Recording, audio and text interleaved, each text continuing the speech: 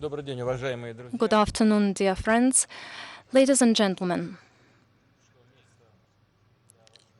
I hope that this venue is very convenient for our discussions. It's the center of Russia, not a geographical one, but a spiritual one. This is the cradle of our statehood. Our distinguished historians believe that this is a cradle where the elements of Russian statehood were established. Great rivers, Neva and Volkhoi, they serve as a communication centers, and it's exactly here where Russia's statehood began to be established. This year, the club united an unprecedented number of guests, over 200 experts, politicians, spiritual society leaders, persons with sometimes different opinions who have their unique ideas. You already have had productive discussions over the last days. So I will be speaking brief. I would like to share some of my considerations on the matters which you touched upon during your discussions. I'm talking not only about the analysis of Russia's experience, historical one. I mean the wide discussion on the values which underpins our development, how global developments are going to influence our national identity, what world we would like to achieve in the 21st century, and what can we bring together with our partners. Today there is a need to search for a new strategy and to preserve our identity in a radically changing world, which has become more transparent, more interconnected. In some form or another, all countries are interrelated. Russians, Europeans, Chinese, all societies are intertwined. And here at the Valdai Club, we are trying to better understand how to answer to this challenge, how our partners are answering to it, and we are listening to their opinions on the interconnection between Russia and the countries which you represent. The question who we are for us, for Russian citizens, who we would like to be, such questions are sounding ever louder in our society. We are going farther from the Russian Soviet ideology. The proponents of the conservatism, which was applicable up to 1917, are far from the realities as far as the proponents of the liberalism. We need to have connection to go further. Otherwise, we would not be able to withstand challenges and to achieve success in the world of competition. And we're witnessing a new wind of such competition today. The new areas of economic, technological, information aspects are in the competition. Military problems are becoming more acute. The world is becoming more stringent, and sometimes even the basic values are denied. We need to cooperate on economic and political areas, but the most important prerequisite is the quality of persons, the intellectual, the ethical ones, the well-being, the geopolitical clout are dependent on the population of the country, on how the citizens of this country are united, how they believe in their culture, history and traditions, whether they are united by common goals and responsibility. And in this regard, the issue of strengthening the national identity are of fundamental importance for Russia. Russia is not only under pressure of globalization, but also under the pressure of the consequences of global disasters. As a result, we see the catastrophic blow to the cultural code of the nation. We are facing the disconnection between the traditions and the unity of history, deficit of mutual trust and responsibility. This is the reason for many problems we are witnessing today. The accountability for oneself to the law is not only the basis in the law, but in the ordinary life as well. After 1891, there was an idea that the new ideology is going to be established on its own. Political class and intellectual classes withdrew from this issue. And before, the ideology had a bad flavor. Everybody didn't like to deal with it. Moreover, the ideas based on the national identity were similar to the elite, which liked to steal money. Practice has demonstrated that new ideas are not developed under market rules. If the society is shying away, it is not successful, as well as copying someone else's experience. Such attempts to civilize Russia from outside were not accepted by the majority of our population, because aspiration to independence, moral, intellectual independence and sovereignty is an integral part of our nature. By the way, this approach proves not to be successful in other countries as well. We left behind the times when some governance models could have been established as some computer program. We understand that national identity cannot be imposed from outside. They cannot be based on the monopoly. This structure will not be stable and is very vulnerable. We know this from our own experience. It doesn't have any future. We need creative activities, the unity of ideas and experience. We need to analyze our political cultural traditions from different perspectives, while understanding that they are not some orthodox things, that they are flexible and live organism. Only in this case our identity will be based on a solid foundation, and it will be looking in the future, not in the past.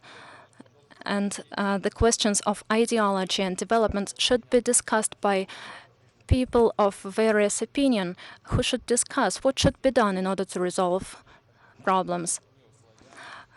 All of us, Neo-Slavics, all society needs to work on establishing the common values of development.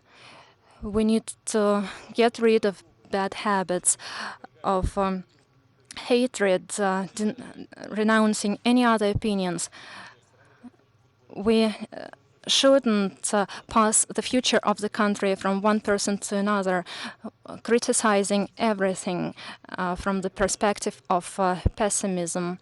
This means that the liberals need to talk with the representatives of the left, and vice versa. The nationalists should recall that Russia was formed as a multi-ethnical and multi-confessional country, and if they contest our identity, if they try to exploit Tatar, Russian, Kazakhs, and any other nationalism and separatism, they follow the way of destroying their genetic code, or in other words, they are destroying themselves. The sovereignty, independence, unity of Russia are undoubtable. They are the red lines which should not be crossed. Given the differences of our opinions and the different discussions, the future will not be successful without participation of all players. It often happens that then in the history we face the position of the Russia itself. Pushkin referenced to it, and we know the outcome. The state is destroyed. We do not have such a family which was not hurt by the disasters of the last century. and the analysis of various historic developments divide our society. We need to leave this behind. To restore the fabric of the society, we should not be disillusioned any longer. We shouldn't disconnect the generations and going to extremes. It's time to stop noticing only bad things in the history. Critics is necessary, but without self-esteem, without love to the state, these critics will be not productive. We need to take pride in our history, and we have something to be proud of. Without admitting this, there will be no way forward, no development of the society. Yet another challenge to national identity is related to the global developments. Here they are related to moral and geopolitical aspects. We witness many Euro-Atlantic countries are refusing, forgetting their roots, including the values of Christianity, which form the basis of the civilization. They are renouncing any ethical basis, any identity, national, religious, or even gender ones. They are following the policy which equals families with many children and one-gender families. Excesses of political correctness lead us when the parties pursue propaganda of pedophilia. Representatives in many Western countries are afraid of mentioning their gender. They even are canceling some festivities, and they are hiding the basis of such festivities, and they are trying to impose this model to anyone. I am convinced this leads us to degradation and primitivization, to deep moral crisis. What can more testify to the moral crisis of the human socium as not the deletion of the ability to reproduce itself? But now the most of developed countries can't reproduce themselves, including through migration. Without values inclined in Christianity and other world religions, without the moral norms which formed through centuries, we can just lose human dignity. And we believe that these values should be protected. That's correct and that's dignified. We need to respect the minorities, but we need to respect the majority as well and do not put under doubt its right. We see the attempts to revive the unipolar system of the world, to disperse the institutions of international law. And to this unified unipolar world, the independent states are bad. It needs servants. But we cannot refuse to have our historic and identity and face. Russia agrees with those who believe that key decisions should be taken collectively and not by the interest of the single states or groups of states. We believe that international law should be active, not the law of force. We believe that every country and every nation is not exceptional, but it's unique and has equal rights, including the right to independent choice of its development. That is our concept, and we have taken it from our own historic destiny and from the role of Russia in the world policy. Our current opposition has deep historic roots. Our current position has deep historic roots, and Russia was developed through diversity, harmony, and balance, and it brought such balance into the outer world. I'd like to remind you that the Vienna Congress in 1815 and Yalta agreements of 1945, taken with the active support of Russia, ensured long-term peace in the world. Now the role of Russia, that role of the winner in the turning points, was in justice and nobility. And let's think about the Versailles peace treaty, which was concluded without Russia. Many specialists believe that that treaty laid the roots for the future World War II because it was unfair towards the German people of that time, and it gave such strict limitations that Germany would not be able to cope with in its normal regime for the centuries to come. Another principal view in the European countries and a number of other countries, the so-called multiculturalism, which has been brought artificially from outside, is now being placed under doubt. And that is understandable because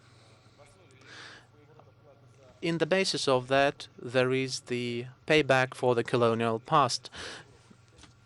It is not by chance that politicians and social activists of Europe are speaking about the failure of multiculturalism, that it can't integrate many cultures. But in Russia, which used to be called the prison for the peoples earlier,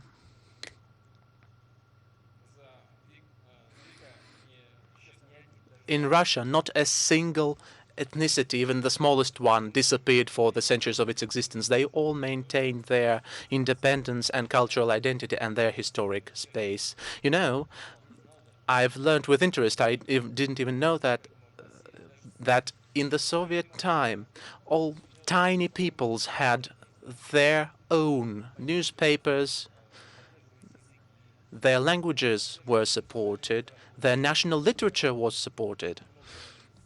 And by the way, a lot of things which were done then, I believe, should be returned in that connection.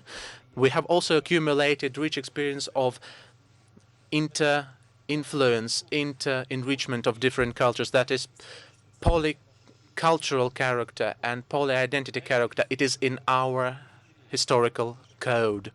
We've built our statehood on that for centuries. According to Russian philosopher Konstantin Leontiev, Russia has been always developing as the blossoming complexity, the civilization which was forged by the Russian culture, Russian Orthodox Church, and other traditional religions of Russia.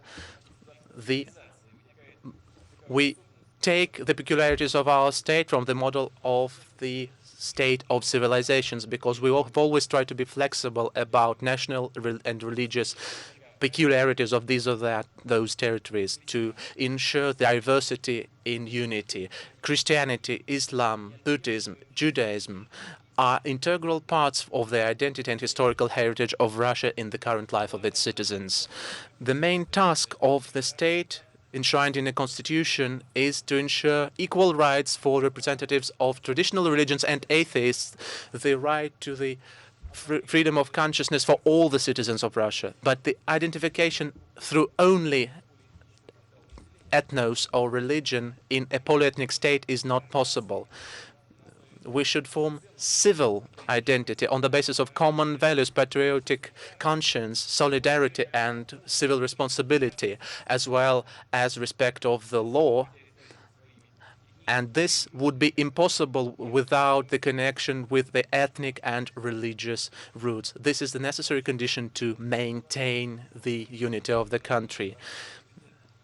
Thus, we will politically and conceptually form the ideology of the national development and put it forward for further discussions, including with your participants, distinguished colleagues. But we believe that all our philosophy should be based on the development of a person, of an individual that is moral, spiritual, intellectual, and others. Famous Russian writer Solzhenitsyn in the beginning of the 90s called this as the main goal of development.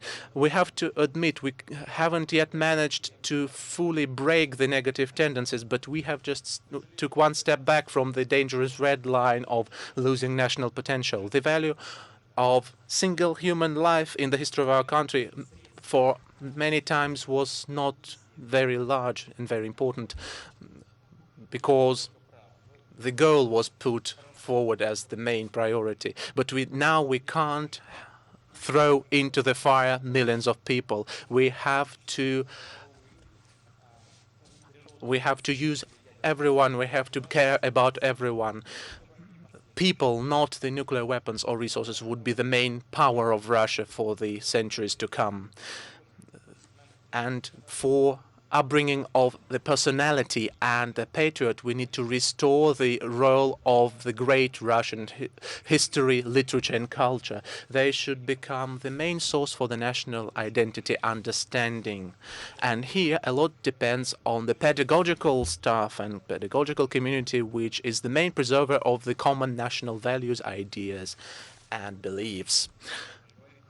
This community speaks in the same language, the language of science, knowledge, and upbringing and education on the large territory from Kaliningrad to Vladivostok. And thus, this community, pedagogical community, teacher community, on the whole, generally speaking, forges the country together. And the support of this community is one of the most important steps on the way to the prosperous and strong Russia. I'd like to highlight, without concentrating on healthcare and the education of the people, without restoring the confidence in the society, we would lose the historic competition. The citizens of Russia should feel themselves responsible hosts of their country, their territory, their small motherland, their property, and their life. A person, a citizen who can manage his own affairs himself and who can cooperate with those equal to him is important. And the best school for the citizenship and citizenhood is the local authority and NGOs. I believe that one of the best of the Russian traditions, the so-called Zemskaya tradition, is the self-ruling system of Russia, and it has been built on that principle. Only through this we could bring up the real national elite, because every person has to have his own opinions on the ideology, values, and not imposed values and ideology, especially not imposed by mass media or someone from abroad. We need to understand who we trust, and that is a normal world practice. That is why we've adopted new legislation which makes the NGO activities more transparent. Speaking about any reforms, we must remember that our country is not Moscow or St. Petersburg only. By developing Russian federalism, we need to base on our own historic experience and use flexible and diverse models. In the Russian federalism, we have enshrined great potential, and we need to learn how to use it well, without forgetting the most important thing, the development of the regions and their independence should work for creating equal opportunities for all the citizens of Russia without account of the place of their living. It should be aimed at destroying the disbalances in the development of the regions of the country and thus strengthening the unity of the country. Of course, that's a difficult task because those regions for decades or centuries were developing not equally. I'd like to mention one more topic. The 21st century is the century of great changes, or the era, the aeon of forming great geopolitical territories, organizational, financial, economic, and military. That is why our priority is the close integration with our neighbors. The first Eurasian Economic Union, which we've been speaking a lot about for the last time, that's not just the number of agreements which are mutually good for us. That is preserving the identity of the Eurasian territory in the new century, in the new world. The Eurasian integration is the chance for all the post-Soviet space to become an independent center for global development and not a periphery for Europe or for Asia. I'd like to highlight that the Eurasian integration would be built on the diversity system. That is a union where everyone will preserve his own face, identity, and political entity character, political independence. With our partners, we will together step by step implement this project, and we expect it to become our common plan in preserving the diversity and sustainability in the world development. Distinguished colleagues, after 1991, the period after 1991 is called the post-Soviet era. We have managed to go through that era, through the challenges and difficulties, but as it has been for many times, Russia, having gone through those challenges, is returning to itself, to its own history, by strengthening our national identity, our national and historic roots, but remaining open to the best practices of the West and the East, we will and we can move forward. Thank you for your attention.